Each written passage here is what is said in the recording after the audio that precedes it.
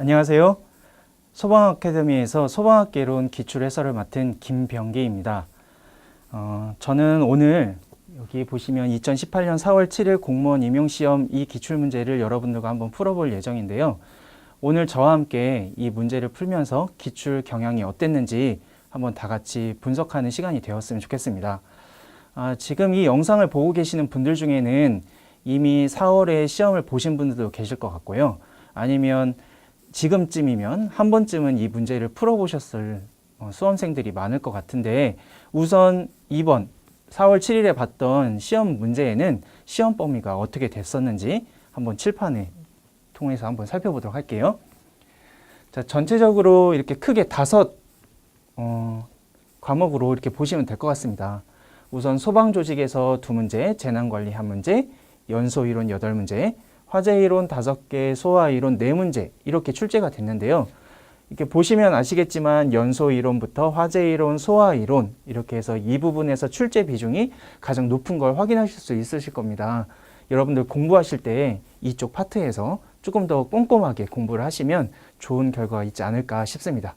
그래서 다시 화면으로 돌아가서 저와 함께 이제 2018년 1번부터 한번 문제를 풀어보도록 할 건데요. 자, 1번 문항에서는 소방의 발전 과정에 대한 내용으로 옳은 것을 모두 골라라 라는 문제가 출제가 됐습니다. 지금 여기에 지문에 보시면 4개의 역사적인 사건들이 이렇게 등장을 하게 되는데요. 여러분들 공부하실 때 이런 굵직굵직한 사건들은 꼭 암기를 하셔야 됩니다. 그래서 가부터 한번 보겠습니다. 가에 금화도감이라는 이름이 나와 있는데요. 이 금화도감은 여러분들 최초의 소방기구여서 이름을 많이 암기하셨을 것 같습니다. 그래서 이 금화도감은 세종 8년에 병조에 금화도감이 설치가 됐죠.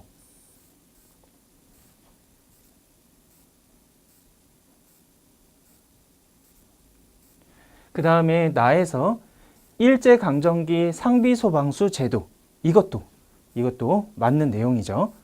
그 다음에 다에서 1948년 정부 수립 이후 소방법 제정되었다 이렇게 나와 있는데 이것도 맞는 내용이죠. 근데 혹시라도 연도가 나올 수도 있으니까 연도도 같이 암기하시는 게 좋을 것 같습니다.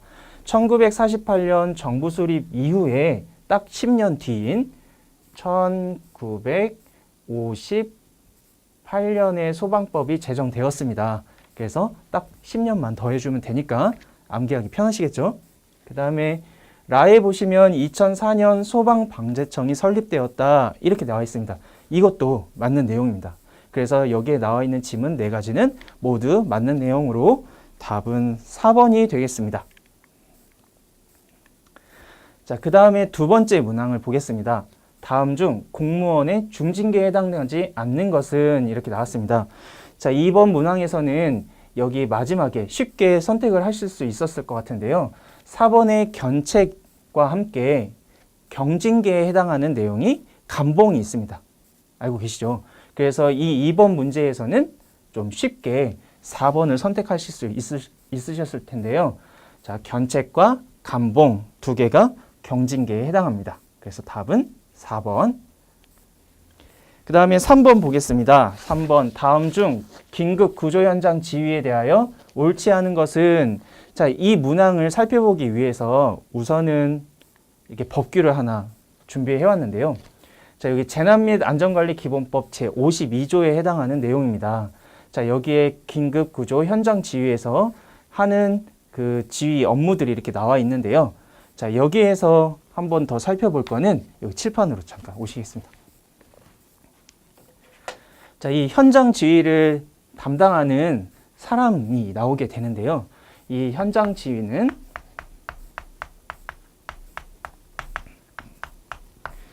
긴급 구조 통제 단장이 현장 지휘 업무를 담당을 하게 됩니다. 그런데 예전 기출문제에 긴급 구조 통제 단장은 누가 하냐 이런 문제가 출제가 된 적이 있었습니다. 그래서 긴급 구조 통제 단장은 시군구의 소방서장이 담당을 합니다. 그러니까 이 부분도 여러분들 같이 정리해 두시면 좋을 것 같습니다. 그래서 이 문항에서 긴급구조통제단장이 현장 지휘하는 내용으로 지금 옳지 않은 걸 골라라 이렇게 나와 있는데요. 다시 화면으로 가시면 자, 여기 2번에 지금 밑줄을 그어놨는데요. 여기 한번 같이 보시겠습니다. 긴급구조기관 및 긴급구조지원기관의 인력 장비 배치와 운용이라고 되어 있습니다. 그런데 우리 문제에서는 여기 4번에 한번 보시면 재난관리 책임기관 및 긴급구조 책임기관의 인력 장비의 배치와 운용이라고 이렇게 나와 있습니다. 그래서 여기 앞부분에 나와 있는 이 기관명이 다시 한번 긴급구조기관, 긴급구조지원기관이기 때문에 요 네 번째 문항이 지금 틀린 문항이 되겠습니다. 그래서 옳지 않은 것은 여기 4번이 정답이 되겠습니다. 자, 그러면 4번 다음 중 역화에 대하여 옳지 않은 것은 이렇게 살펴보겠습니다. 자, 칠판에 다시 돌아오셔서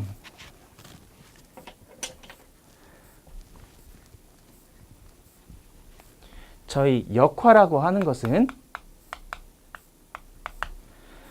가스의 분출 속도가 연소 속도보다 느려서 연소 속도보다 가스 분출 속도가 느려서 이 분출구 안으로 불꽃이 이렇게 들어가게 되는 현상을 역화라고 얘기하는 거잖아요. 그런데 우리 지금 문항에 보면 가스 분출 속도랑 연소 속도 비교한 부분에서 좀 잘못 표현되어 있는 부분이 있습니다. 그래서 다시 여기 화면으로 돌아오시면 여기 1번 문항에서 연소 속도보다 가스 분출 속도가 클 때 이랬습니다. 아까 설명드렸듯이 연소 속도가 분출 속도보다 느릴 때라고 말씀을 드렸었죠. 그래서 이 경우에는 분출 속도가 클 때는 이런 경우는 저희가 선화라고 하죠.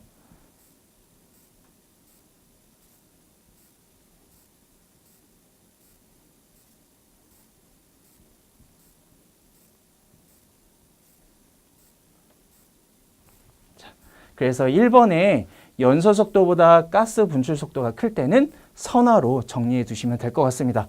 나머지 문항들은 다 역화에 대한 설명으로 맞기 때문에 연소 속도가 가스 분출 속도보다 클 때는 선화라고 정리하시면 될 것 같습니다. 그래서 이 문항의 정답은 1번이 되겠습니다. 자, 그 다음에 5번 보시겠습니다.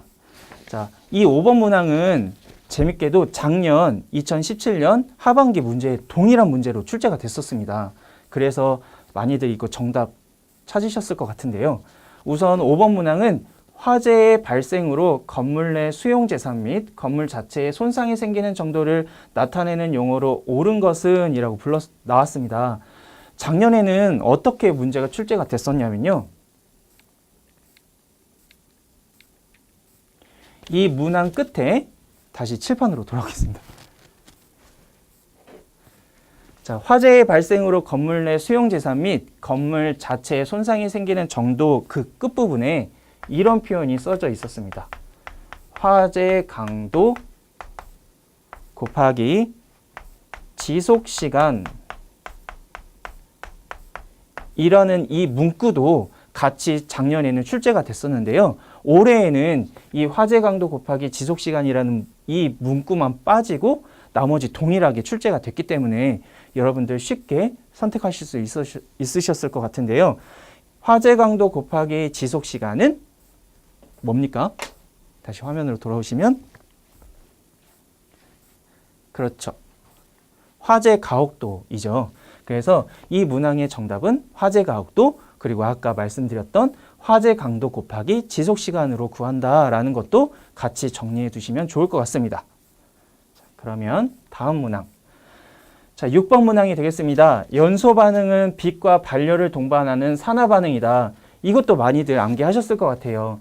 연소 반응은 산화 반응이면서 같이 뭘 동반을 해야 되냐면 빛과 열을 같이 방출을 해야 됩니다. 그런데 이 산화 반응 중에서 이렇게 같이 동반해야 되는 빛과 발열 중에 하나를 못하는 녀석이 하나 있었습니다. 그게 무엇일까요? 그렇죠. 질소의 연소 반응이었죠. 여기 2번에 보이는 이 질소의 연소 반응은 똑같이 산화 반응이지만 얘는 열을 방출하지 않는다라고 정리하셨을 것 같아요. 이 2번의 질소 산화물은 반응을 할 때 오히려 열을 흡수한다 해서 흡열 반응이라고 정리하셨을 것 같습니다.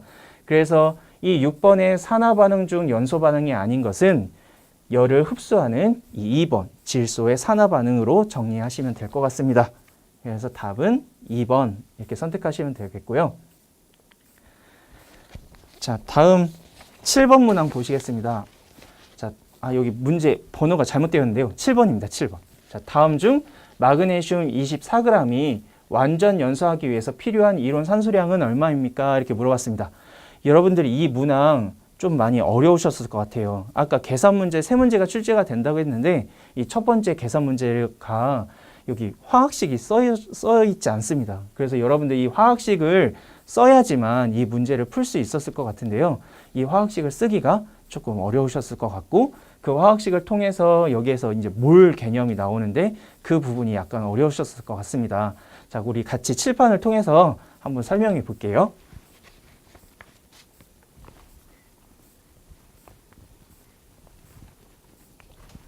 자, 우선은 마그네슘 24g이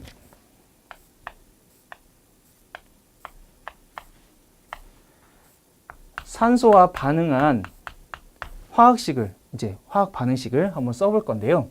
여러분들 이거 기억나십니까? 우리 중고등학교 때 이 마그네슘 이온이 됐을 때는 이게 몇 가 플러스로 됐는지 기억나십니까? 이 마그네슘이 전자 2개를 내놓고 이렇게 2 플러스짜리 이온으로 바뀐다라고 공부하셨었죠. 그 다음에 산소 같은 경우에는 전자 2개를 받아서 산소 2-짜리 음이온으로 이렇게 이온이 형성된다라고 배우셨을 것 같습니다. 그러니까 이 전체적으로 이 Mg, 마그네슘과 산소는 2 플러스 2-이기 때문에 얘네가 반응할 때 1대1로 MgO로 산화 마그네슘 이 화학식으로 형성이 되는데요. 이 형성된 산화 마그네슘을 만들기 위해서 이쪽에 반응물 화학식을 써야 되는데요. 중요한 건 산소가 이렇게 분자 형태로 존재한다는 것, 이것 때문에 좀 어려웠었을 것 같습니다. 산소는 이렇게 혼자 단독으로 원자 상태로 돌아다닐 수가 없기 때문에 항상 이렇게 O2 분자 형태로 존재한다는 거, 이거 아시고요. 자, 그러면 산소 2개가 있으니까 이쪽에 산화 마그네슘이 2개가 형성이 돼야 산소 2개의 개수가 맞춰지겠죠. 그거 마찬가지로 이쪽에 마그네슘이 반응할 때는 2개의 마그네슘이 반응을 하게 됩니다. 그래서 2개의 Mg, O2에서 2개의 MgO 이렇게 해서 형성이 되는데요. 여러분들 또 하나 기억하실 게 여기 앞에 있는 요 개수의 숫자가 몰수에 비례한다. 이거 기억나시죠? 그래서 개수비는 몰수비에 해당합니다. 자, 그럼 문제상에서 이 마그네슘이 24g이 연소됐다 이렇게 표현되어 있는데요. 이 마그네슘의 원자량이 24라고 문제에서 주어졌습니다. 그러면 우리가 몰수는 어떻게 계산을 했냐면 원자량 분의 질량으로 계산을 했습니다. 그래서 마그네슘의 원자량 24분의 마그네슘의 질량 24g을 집어넣었더니 딱 1, 정확하게 1몰이 나오게 되네요. 자, 그러면 여기 아까 이 화학 반응식에서 개수비가 몰수비이므로 마그네슘이 1몰이라면 여기에 반응하는 산소는 2대1이니까 마그네슘의 딱 반절인 0.5몰이 반응에 참여를 하겠죠. 그런데 지금 문제에서 이 반응하는 산소의 양을 구하라고 합니다. 그러면 이 산소의 원자량은 문제에서 16이라고 주어졌거든요. 그러면 O2에 해당하는 것은 16에 해당하는 원자 2개가 모여 있으니까 더해서 32가 되겠죠. 그런데 이 산소의 몰수가 0.5몰이므로 32의 딱 절반인 2분의 1 해서 16g이 되겠습니다. 그래서 다시 화면으로 돌아가시면 자, 6번 다음 중 24g이 완전 반응할 때 이론 산소량은 에서 이렇게 2번 16이 정답이 되겠습니다. 자, 이 문제 쉽지 않으셨죠? 계산 문제도 약간 어렵지만 이 지금 화학 반응식을 알려주지 않아서 이 부분이 약간 어려웠을 것 같습니다. 여러분들 기존에 배웠던 화학 반응식 조금 더 이제 생각을 조금 더 하시고 이렇게 화학 반응식이 나와 있지 않은 부분들도 꼭 좀 정리해서 화학 반응식을 완성시키는 연습도 하셨으면 좋겠습니다. 자, 그러면 7번으로 넘어가겠습니다. 8번으로 넘어가겠습니다. 자, 8번 다음 중 연소가스의 설명 중 옳지 않은 것은 여러분들이 이 연소가스는 많이들 암기하셨을 것 같은데요. 많은 연소가스들 중에 여기에서 여기 포스겐도 나와 있고 이산화질소, 아황산가스 이 부분에 해당하는 이 설명들은 다 옳은 문장입니다. 그런데 이 마지막에 염화수소는 석유 제품, 유지류 등이 탈 때 발생되는 가스이다 이렇게 나왔는데요. 이 석유 제품, 유지류 등이 탈 때 발생되는 가스는 이름이 하나 있었죠. 기억나십니까? 네, 뭐였나요? 아크로레인이라는 가스가 있었습니다. 그래서 이 4번에 석유, 유지류 등이 탈 때 발생되는 가스는 염화수소가 아니라 아크로레인이라는 가스이기 때문에 이 4번 문항이 틀렸는데요. 이 염화수소가 그러면 어디에서 발생되는지 다시 또 칠판 통해서 잠깐만 설명해 드릴게요.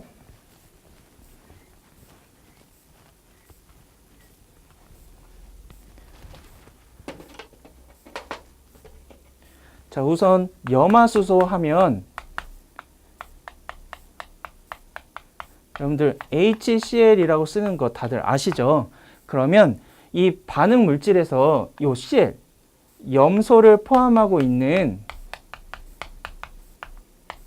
물질을 생각하시면 됩니다. 염소를 포함하고 있는 물질에는 뭐가 있냐면 그 문항의 1번에 보시면 포스겐은 PVC 연소 시 미량으로 발생한다 이렇게 나와 있는데요. 이 PVC가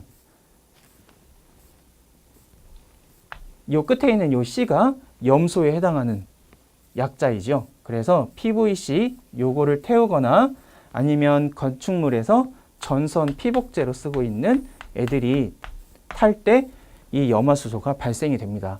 그래서 아까 문항에서 마지막 4번 문항에서 염소 기체는 석유 제품과 유지류가 탈 때 발생하는 것이 아니라 이렇게 PVC나 전선, 피복이 탈 때 이렇게 염화수소 기체가 발생한다. 이렇게 정리하시면 될 것 같습니다. 자, 그러면 다시 화면으로 돌아가셔서 이 8번 문항에서는 연소가스의 설명 중 옳지 않은 거, 요 4번을 선택하시면 되겠습니다. 자, 그럼 9번 다음 중 연기에 대하여 옳은 것은 이 문항이 있는데요. 이 문항은 여러분들 자격증 공부하셨던 분들은 좀 쉽게 문제를 풀으셨을 것 같습니다. 그 소방설비 기사 시험 준비하셨던 분들은 이거 단골 문제죠. 그래서 이 연기에 대한 여기 1번 문항에서 여기에 보시면 속도 얘기가 나오는데 이 속도 얘기가 거의 빠지지 않고 그 자격증 시험에서 단골로 출제가 되고 있습니다. 그래서 이 연기의 속도를 좀 암기해 두시는 게 좋은데요. 다시 칠판으로 가셔서 연기의 속도 얘기를 다시 한번 해보겠습니다.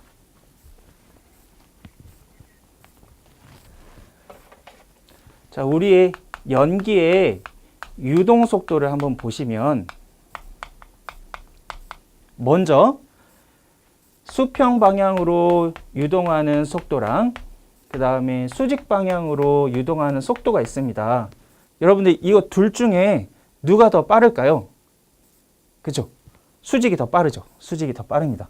그래서 수평의 유동 속도는 0.5에서 1m/s로 되어 있고요. 수직으로 연기가 유동하는 속도는 2에서 3m/s의 속도로 이동을 합니다.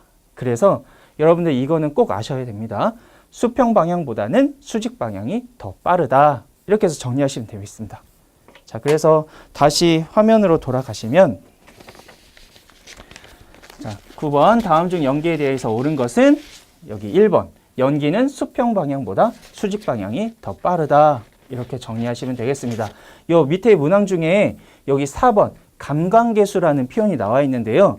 이 감광계수는 여러분들 그냥 단순하게 연기의 농도라고 생각하시면 됩니다.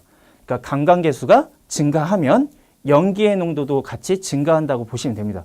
그러면 연기의 농도가 증가하면 눈앞에 보이는 것들이 안 보이겠죠, 잘. 그래서 가시거리는 짧아진다. 다시 감광계수가 증가한다는 얘기는 연기의 농도가 증가한다. 그래서 가시거리가 짧아진다. 반비례인 거죠. 그래서 이 4번에서 가시거리에 비례한다는 잘못된 표현입니다. 그래서 여러분들 1번을 선택하시면 되겠습니다. 자, 그러면 10번을 보시겠습니다. 10번. 다음 중 폭연에서 폭갱이 될 수 있는 조건이 아닌 것은 여러분들 공부하실 때 폭연에서 폭갱으로 가는 폭갱 유도 거리라고 공부하셨을 것 같습니다.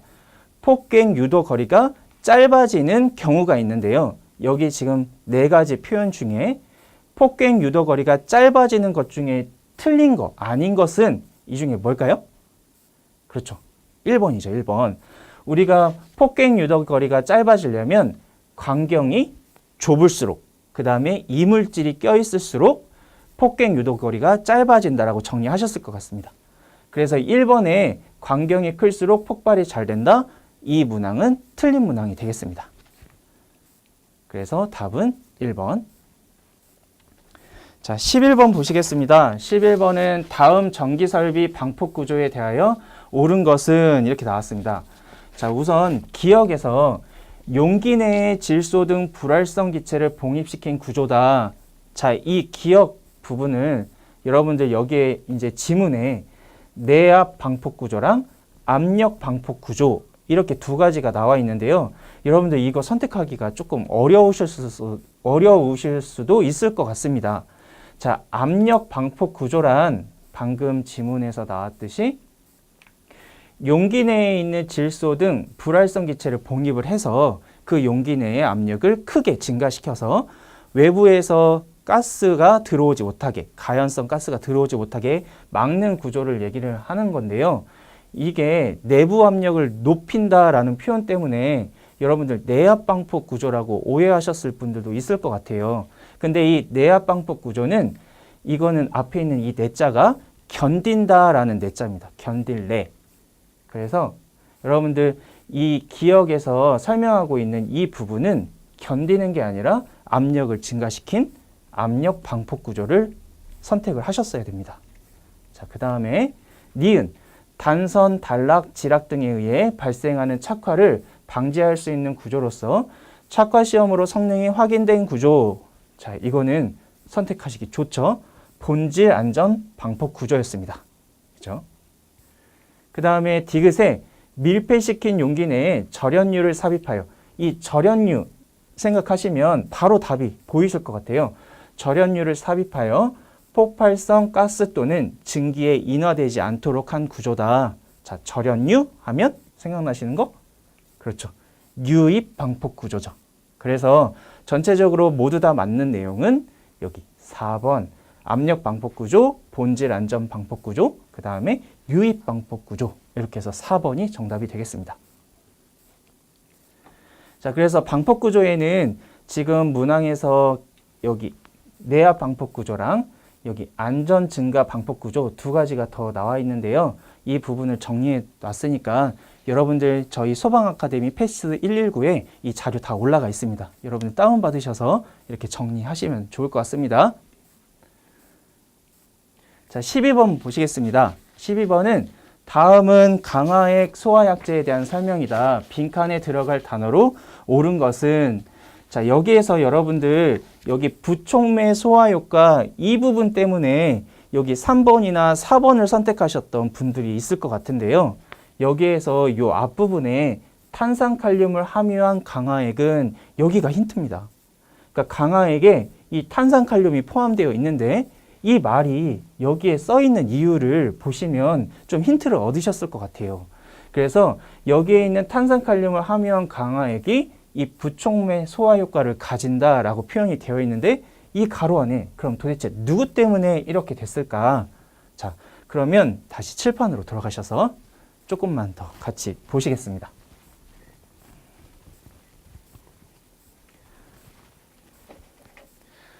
자, 강화액 소화약제는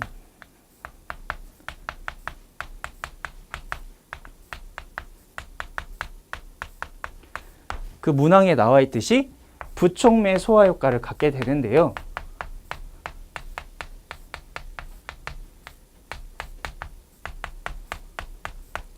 이 부촉매 소화 효과에 영향을 줬던 것들이 뭐가 있냐면 강화액 소화약제에 들어있는 나트륨 이온이나 칼륨 이온, 그 다음에 암모늄 이온, 아니면 플로리나 이온, 불소 이온이라고도 하죠.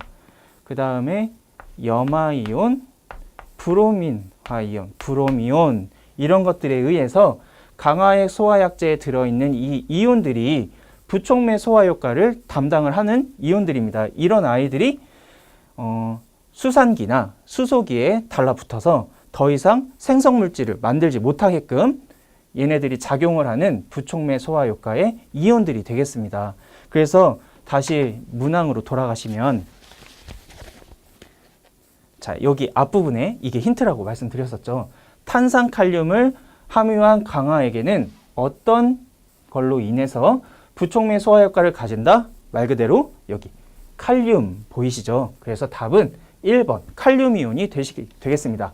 그래서 이 문항에서는 1번 칼륨 이온을 선택하시면 되겠습니다. 자, 그럼 다음 문항 보겠습니다. 13번 공기 중 산소가 20%가 있다고 가정한다. 이때 여기에 이산화탄소를 방사하여 산소 농도를 10%가 되게끔 했을 때 이때 이산화탄소의 농도는 얼마이냐 이렇게 묻는 문항입니다. 그럼 이 문항도 좀 식이 하나 필요해서요. 여기 다시 칠판으로 돌아오시죠.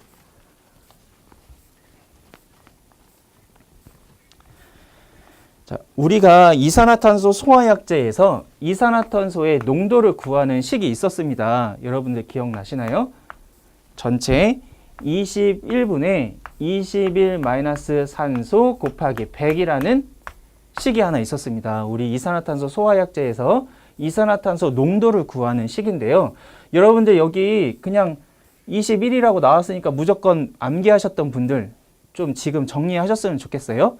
여기에 있는 21이라는 이 숫자는 우리가 공기 중에 산소가 21%가 있어서 이 21%를 여기다 집어넣은 게 된 겁니다. 그런데 이 문제에서는 처음에 가정을 했습니다. 뭐라고 가정을 했냐면 공기 중에 산소는 20%라고 가정을 했습니다. 그러니까 여러분들 이거 암기하셨던 공식을 조금 바꾸셨어야 돼요. 그래서 산소의 농도를 20%라고 가정을 했으니까 식을 CO2는 20분의 20- 산소의 농도는 아까 문항에서 10%가 됐다고 했죠. 그러니까 10 곱하기 100 이렇게 해서 20분의 10, 2분의 1 곱하기 100이니까 50%가 되겠습니다. 아셨죠? 그래서 다시 문항으로 돌아가시면, 자, 이 문항에서는 20이라고 가정했던 거, 이 부분이 핵심이었습니다. 그러니까 여러분들 암기하셨던 그 공식에서 21이라는 숫자를 이 20으로 바꾼 다음에 계산을 하시면 되겠습니다. 그래서 이 문항의 답은 51번이 정답이 되겠습니다. 자, 그럼 다음 문항으로 넘어가겠습니다. 14번. 자, 다음 중 불활성 가스 청정소화약제에 대하여 틀린 것은, 자, 여기에서 다양한 지금 말들이 이렇게 쭉 나와 있는데요. 여기에서 요 마지막에 있는 IG541 이게 여기 함유되어 있는 성분의 퍼센트를 정확하게 외우셨던 분들은 이거가 답이 아니라는 걸 알 수 있었을 텐데요. 여기에 있는 이 퍼센트를 외우기가 조금 힘든 부분이 있었죠. 그래서 이 청정소화약제 다시 칠판을 통해서 잠깐 설명을 해볼게요.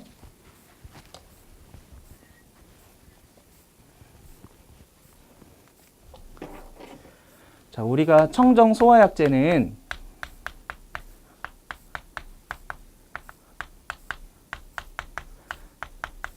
크게 두 가지로 나눠서 구분할 수 있습니다. 크게 할로겐 화합물 소화약제, 청정소화약제. 여기 뒷부분은 여기 제목이랑 똑같습니다. 청정소화약제. 그 다음에 두 번째는 불활성 가스 청정소화약제. 이렇게 해서 두 개로 구분할 수가 있는데요. 이 두 가지의 화학적 성능, 소화 성능의 두 개의 차이점이 있는데요. 이 할로겐 화합물의 소화 성능으로는 부촉매 효과, 즉 화학적 소화를 합니다. 화학적 소화 성능을 갖게 되고요. 이 두 번째에 있는 불활성 가스 청정 소화약제의 소화 성능은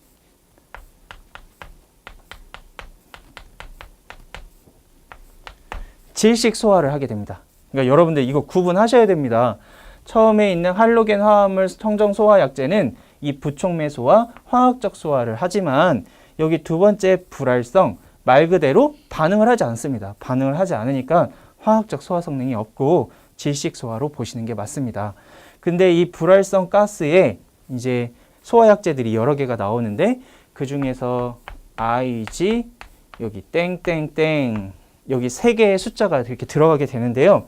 이 첫 번째는 질소, 두 번째는 아르곤, 세 번째는 이산화탄소 이렇게 되어 있습니다. 그래서 여러분들 여기 숫자가 들어가 있으면 이 세 개의 기체의 비율이 그 숫자만큼 들어있다고 보시면 되는데요. 예를 들어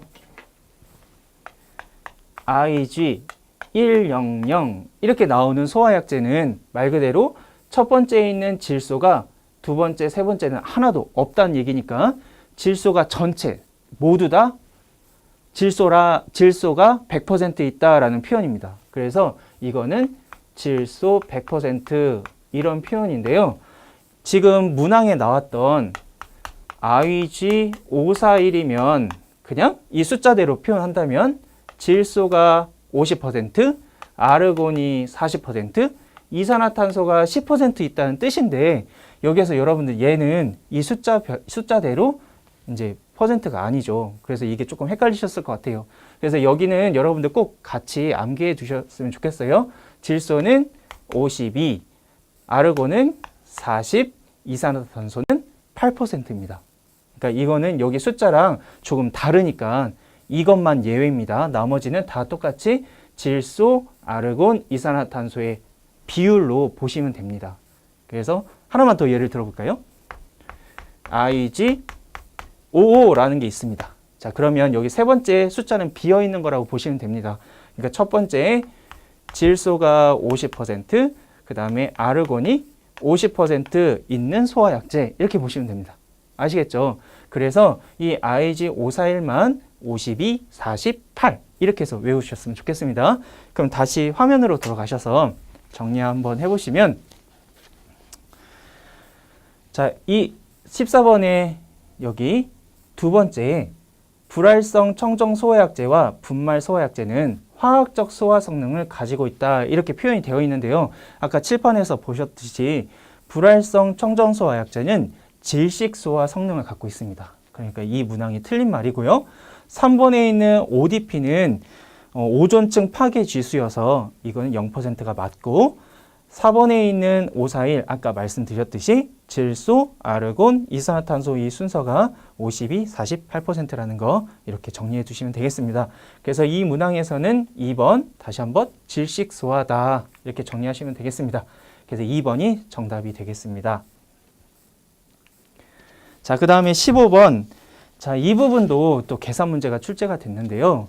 이 문항도 좀 푸셨을 때 어려워하셨던 수험생들이 없지 않지는 않았을 것 같아요. 자, 이 문항 한번 보겠습니다.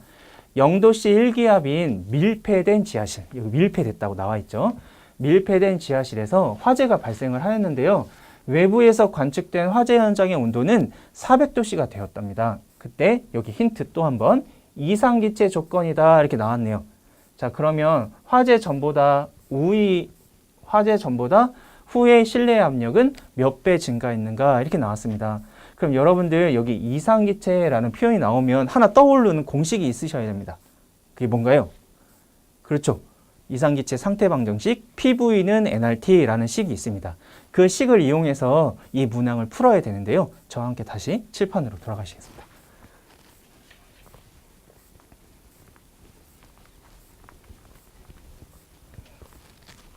자, 여러분들 이상기체 상태방정식이라고 해서 여러분들 암기하셨던 PV는 nRT라는 식에서 여러분들 아까 제가 힌트라고 했던 거 밀폐된 지하실 이런 표현 나왔었잖아요. 그러면 여기에서 각각 이 기호들이 의미하는 바가 P는 압력, V는 부피, N은 몰수, 이 R은 상수값이죠. 정해져 있는 상수값. 그 다음에 이 T는 온도인데 여러분들 여기에서 뭐 나머지들은 다 이제 단위들을 알고 계실 것 같은데 요 주의해야 될 게 이 T, 온도의 단위를 주의하셔야 되죠. 이 온도는 저희가 지금 쓰고 있는 섭씨 온도가 아니라 그렇죠. 절대 온도를 사용하고 있습니다. 여러분들 절대 온도 계산하는 방법 기억나시죠? 절대 온도는 섭씨 온도에 273을 더해주면 절대 온도로 바뀌죠. 그래서 여기에서 힌트는 아까 밀폐되었다. 여기에서 보시면 밀폐되어 있으니까 부피는 일정할 거고 여기 물수도 변하지 않을 겁니다. 기체가 이제 외부나 안으로 들어오질 않으니까. 그래서 이 두 개가 일정하고 또 여기 R값 상수니까 얘는 변하지 않는 값입니다. 그럼 여러분들 이 문제 풀 때 이렇게 일정한 숫자들 있죠. 이 부피, 몰수, R 이 세 가지는 변화가 없으니까 이 변화 없는 것들을 싹 다 이 우변, 이 는 기준으로 등호 기준으로 오른쪽으로 싹 다 옮기고 변하는 거, 압력과 이 온도는 좌변으로 넘기면 쉽게 이해하실 수 있을 겁니다. 그러면 좌변으로 넘기면 식이 어떻게 변합니까? 이 T는 이쪽으로 이항되면 나누기 T로 될 거고 P는 V분의 NR 이렇게 될 겁니다. 그럼 여러분들 여기에서 이 세 가지의 값은 변하지가 않는다고 했으니까 이 값은 변하지 않는 값, 일정한 값이 되겠습니다. 그러면 지금 변하는 얘네 둘의 관계를 이용을 해서 지금 이 문제를 풀어야 되는 건데요. 자, 우선 여기 값이 일정하다고 했으니까 첫 번째 T1분의 압력 P1은 T2분의 P2 이렇게 풀면 되시겠습니다. 자, 그러면 처음에 문항에서 0도씨 1기압이라고 나왔습니다. 0도씨 1기압이 나중에 어떻게 바뀌었냐면요.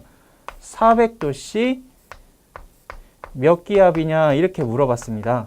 그래서 여기서 구하라는 건 여기 기압을 구하면 되는데요. 여기 T1에 여기 0도씨 그 다음에 압력에 1기압 집어넣고 여기 온도에 400도씨 압력 이 P2를 구하면 되겠습니다. 그래서 식이 어떻게 되냐면 여러분들 아까 말했듯이 온도는 주의하셔야 된다고 했어요. 273을 더해야 됩니다. 절대 온도로 바꾸셔야 돼요.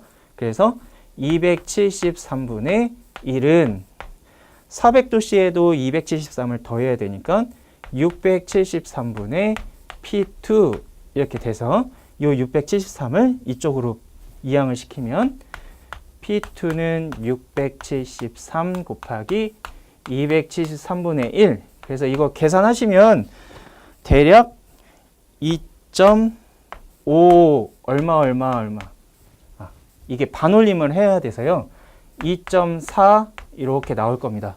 그럼 여기에서 6 이상의 소수점 두째 자리가 나와서 이거 반올림 하게 되면 약 2.5에 해당하는 값이 나올 겁니다.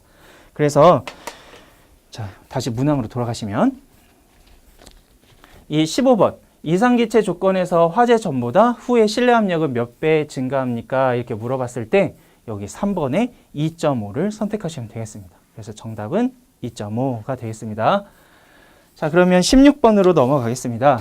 자, 16번은 여러분들 화재 용어 많이들 정리하셨을 것 같은데요.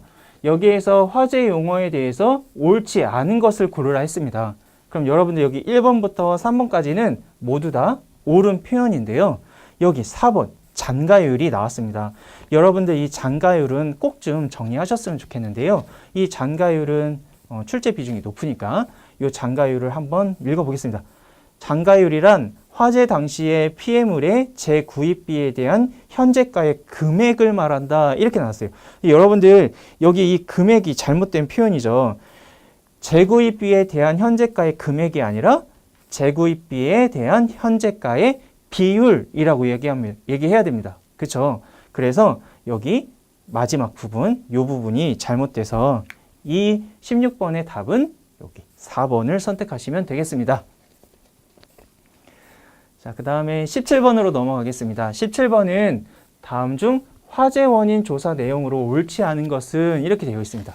자, 여러분들 화재 조사에는 두 가지로 나눌 수가 있죠. 먼저 화재 원인 조사랑 화재 피해 조사 이렇게 두 가지가 있습니다. 다시 화재 원인 조사랑 화재 피해 조사 이렇게 두 가지가 있는데요. 화재 피해 조사는 다시 칠판으로 잠깐만 오겠습니다.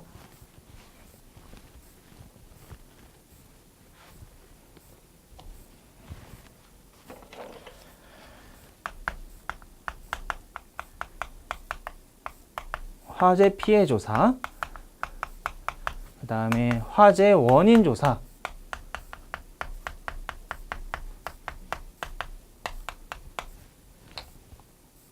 이렇게 있는데요. 이 화재 피해 조사는 딱 두 개밖에 없습니다. 그래서 암기하시기 편하실 거예요. 첫 번째는 인명 피해 조사,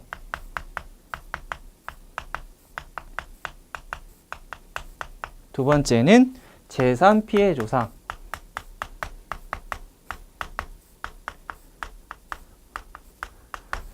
그럼 여러분들 여기 지금 보시면 아시겠지만 여기 화재 피해 조사는 여기 문구에 이렇게 피해 조사라는 표현이 들어가 있습니다.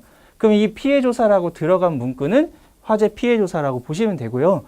나머지 부분들은 화재 원인 조사라고 판단하시면 됩니다. 그러니까 이 문항은 여러분들 이 문구만 잘 보면 답이 보이는 문제였습니다. 다시 화면으로 돌아오시면 여기에 보시면 딱 보이시죠? 이제 여기 피해 조사라고 되어 있습니다. 나머지는 상황조사, 뭐 시설 등 조사 이렇게 되어 있는데요. 이 나머지 부분들은 다 원인 조사에 해당합니다. 근데 여기 말 그대로 피해 조사 이렇게 나왔으니까 이 부분은 화재 피해 조사에 해당하는 거겠죠. 그래서 정답은 1번이 되겠습니다. 그럼 여기 잠깐 보실까요?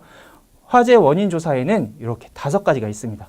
발화 원인 조사, 발견 통보 및 초기 소화 상황 조사, 연소 상황 조사, 피난 상황 조사, 소방 시설 조사 이렇게 되어 있고 방금 칠판에 말씀드렸듯이 이렇게 2가지의 피해 조사가 있습니다. 그래서 이 문항에는 1번 소실 피해 조사 이걸 선택하시면 되겠습니다.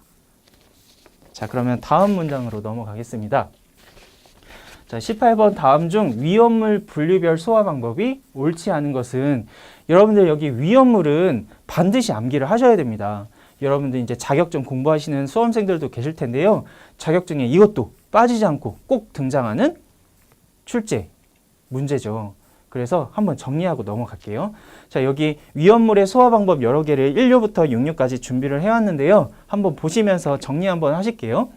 자, 1류 위험물은 무기과산화물, 무수, 크롬산을 제외한 위험물은 물로 냉각시켜 소화한다.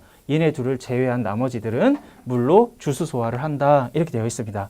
그 다음에 2류 화합물에는 위류 위험물에는 여기 금철마 요 3개를 주의하셔야 됩니다.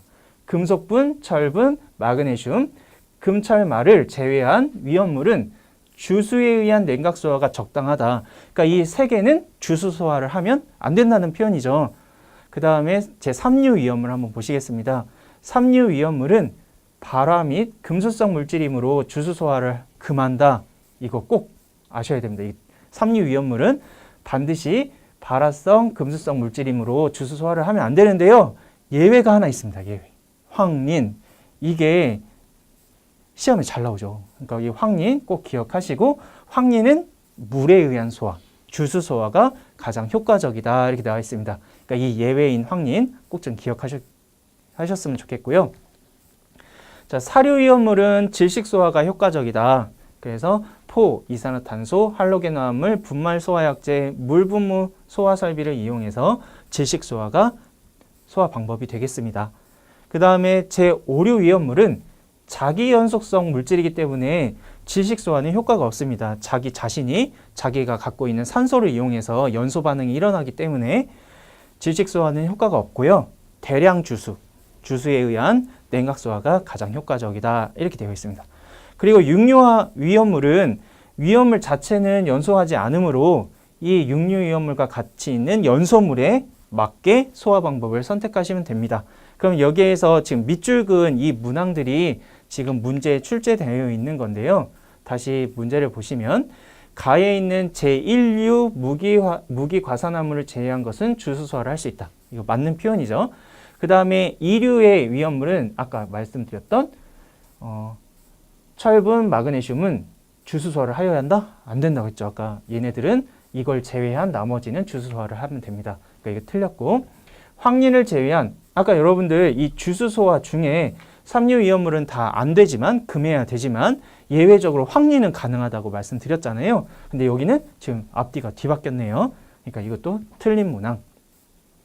5류 위험물은 모두 주수소화를 금지하도록 한다. 근데 아까 방금 앞에서 보셨듯이 이 5류 위험물은 냉각소화가 가장 효과적입니다.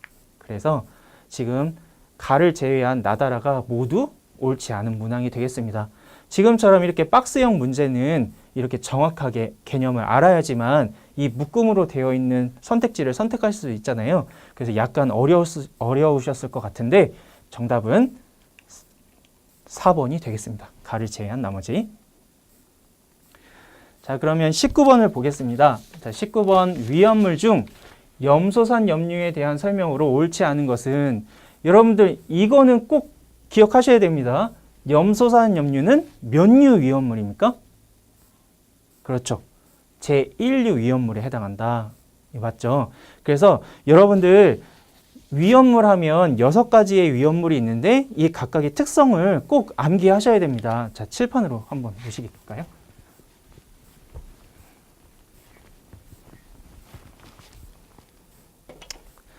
자, 우리 1류 위험물 하면 한 번에 딱 떠오르는 단어가 있어야죠. 뭘까요? 산화성, 고체, 그 다음에 2류 위험물 하면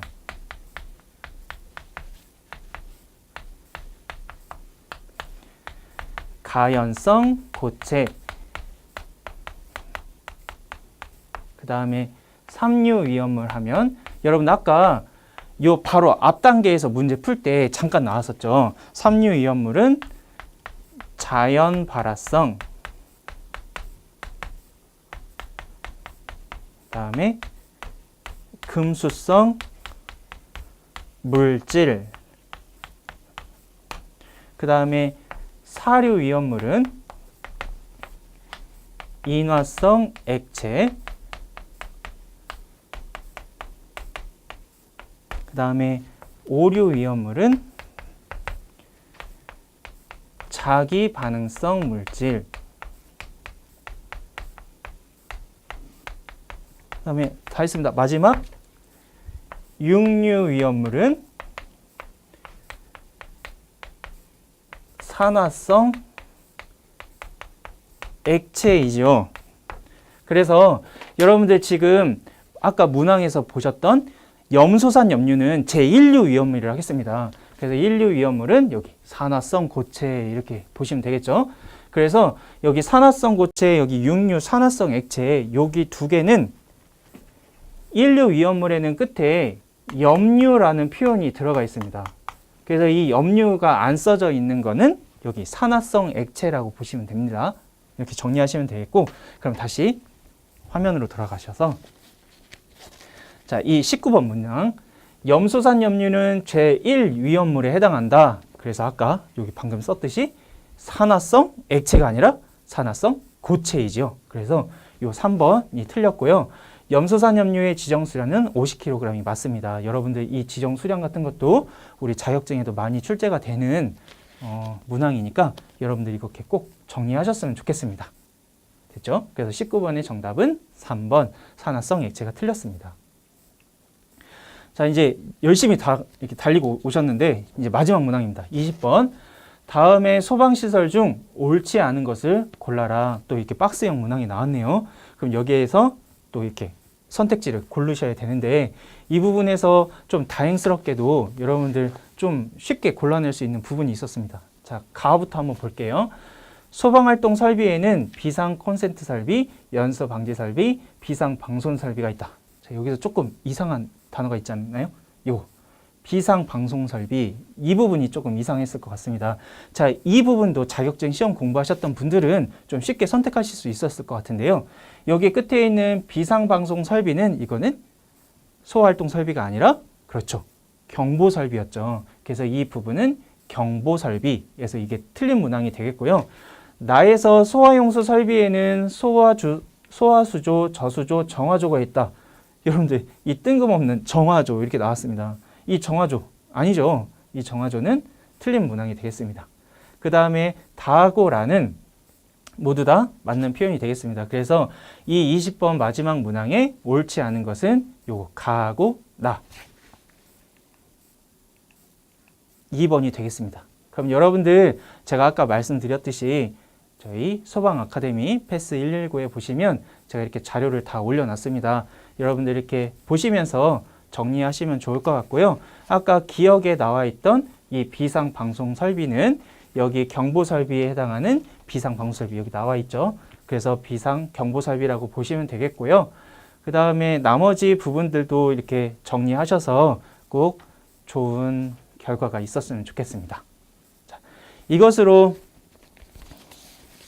2018년 4월에 보셨던 이제 소방학 개론 해설 강의를 마치려고 하는데요. 여러분들 어떠셨나요? 그래도 처음에 막막했을 때 풀어봤던 거랑 오늘 저와 함께 이렇게 같이 하나하나 좀 꼼꼼히 살펴봤는데 어떻게 좀 하실 수 있지 않으신가요? 자신감이 생기지 않으신가요? 여러분들 꼭 이렇게 이번 시간을 통해서 이제 앞으로 출제되는 경향이 어떻게 출제가 되는지 그거를 좀 엿보는 시간이 기회가 됐었으면 좋겠고요. 여러분들 이렇게 좀 잘 준비하셔서 꼭 여러분들의 꿈을 이루셨으면 좋겠습니다. 저는 여러분들의 그 꿈을 도와드리기 위해서 소방 아카데미에서 여러 가지 강의로 여러분들을 만나기 위해서 준비 중에 있는데요. 여러분들 소방 아카데미 들어오셔서 저와 함께 같이 여러분들 꿈을 위해서 열심히 달려나가셨으면 좋겠습니다. 여러분들 다시 만나기를 소망해 봅니다. 여러분들 다시 만나요. 오늘 감사합니다.